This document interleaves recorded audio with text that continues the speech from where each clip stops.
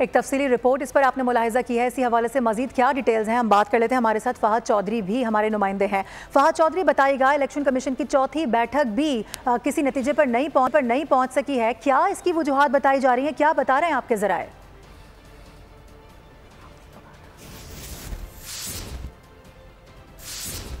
अपने नाज़रीन को बताएं कि इलेक्शन कमीशन की चौथी बैठक भी कारगर साबित नहीं हो सकी है। मखसूस नशिस्तों की अलॉटमेंट का हतमी फैसला ताहाल ताख़ीर का शिकार है। फहद चौधरी, अगर आप हमें सुन सकते हैं तो बताइएगा कि क्या वजह इसकी सामने आ रही है, क्या बता रहे हैं आपके ज़राए?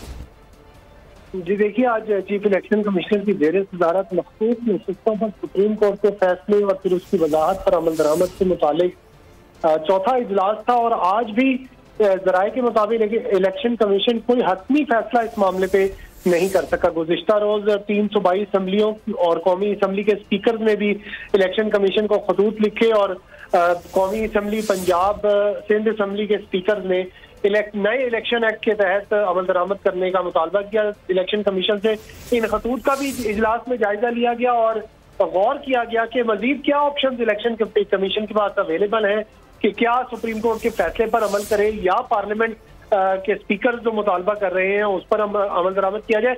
बहरहाल हतमी फैसला जो है वो जराये का कहना है कि इम्कान है कि अब पीर के रोज एक और इजलास होगा चीफ इलेक्शन कमिश्नर की सदारत में, जिसमें हतमी तौर पर तमाम मामलात का दोबारा जायजा लिया जाएगा। सही जी, ठीक है फहद, बहुत शुक्रिया।